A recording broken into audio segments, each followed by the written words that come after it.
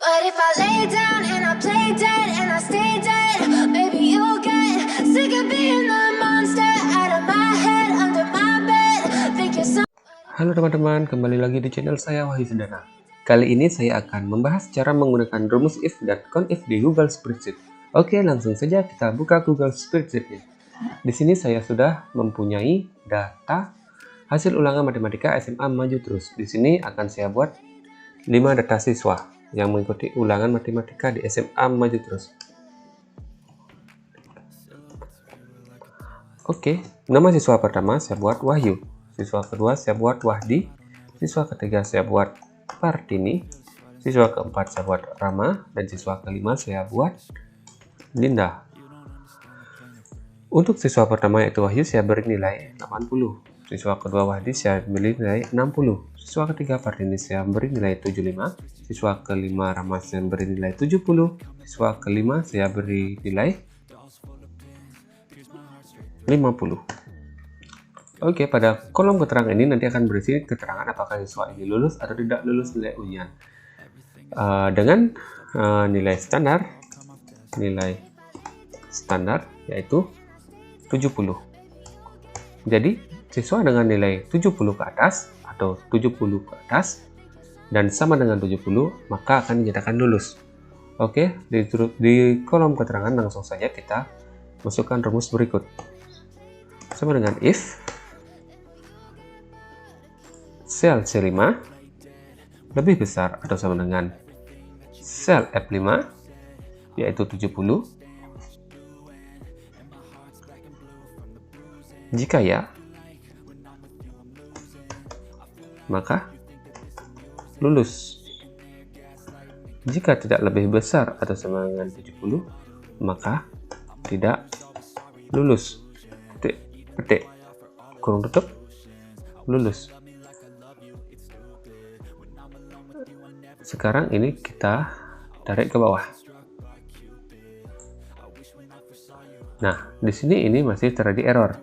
Nilai yang 50 masih lulus dan nilai yang 60 masih lulus. Padahal di rumus ini kita buat jika C5 lebih besar dari 70 atau sama dengan 70, maka lulus. Jika tidak lulus. Tetapi ini lebih kecil dari 70, yang ini 60 dan 50, tapi tetap dihitung lulus. Ini karena rumusnya tidak kita absolutkan, yaitu F5-nya. Kita ditambahkan di depan F tanda dolar, di depan 5 tanda dolar. Nah, fungsi absolut ini bermaksud agar saat rumus ini kita copy ke bawah, sel F5 ini tidak ikut nambah di copy ke bawah. Maksudnya, kalau di sini F5, kalau tidak kita absolutkan saat kita tarik, di sini dia akan mengambil nilai referensi dari F6. Maka dihitung jika sel C6 lebih besar atau sama dengan F6, F6 ini nilainya 0 atau dianggap kosong, maka dia lulus. Jika tidak, maka tidak lulus. Karena 60 lebih besar dari kosong atau 0, maka dibuatlah dia lulus. Jadi, kita absolutkan nilai ini agar tidak berubah-ubah. Sel F5 kita buat absolut agar ini tidak berubah saat di copy ke bawah. Oke, selanjutnya kita klik pojok kanan bawah, rumus lulusnya, kita tarik bawah, kita copy sampai data terakhir. Oke, sekarang sudah mau berubah ya, tidak lulus. Dan ini kita buktikan, sel F5 masih tetap, di bawahnya pun masih tetap, ini pun masih tetap F5, dan ini pun masih tetap F5. Nah, rumus if ini juga bisa kita kolaborasikan dengan rumus con. Pada kasus ini, kita aplikasikan rumus con if untuk menghitung berapa jumlah siswa yang lulus dan berapa jumlah siswa yang tidak lulus.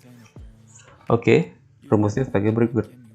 Sama dengan con if hitung jika dari sel D5 sampai D9 nilainya sama dengan lemang dan sel A13, yaitu lulus. Kurung tutup, enter. Jumlahnya 3. Dan ini kita klik di pojok kanan bawah, lalu kita tarik ke bawah. Maka tidak lulus pun ikut 2. tidak lulus. Nah, kenapa di sini kita tidak pakai fungsi absolut atau tanda dolar di depan kolom dan di depan barisnya? Karena di sini saat kita tarik ke bawah, ini nilai referensinya juga harus ikut berubah, yaitu ke tidak lulus. Jadi tidak tetap di kolom A13 maksud saya. Jadi saat ini, saat kita tarik ke bawah, nilai referensinya ini berubah ke A14. Dan ini juga saya sedikit keliru. Saat di tidak lulus ini saat rumus menghitung ini, nilai D5 sampai D9 itu harus kita absolut.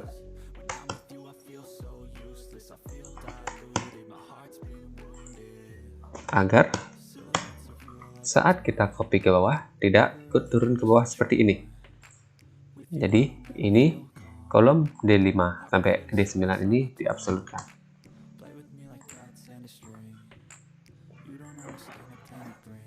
Oke. Sudah ya. Oke, demikian tutorial dari saya untuk rumus if dan count if untuk kali ini. Saya ucapkan terima kasih. Jangan lupa like, comment, dan subscribe agar saya tambah semangat membuat konten-konten berikutnya. See you in the next video. Thank you.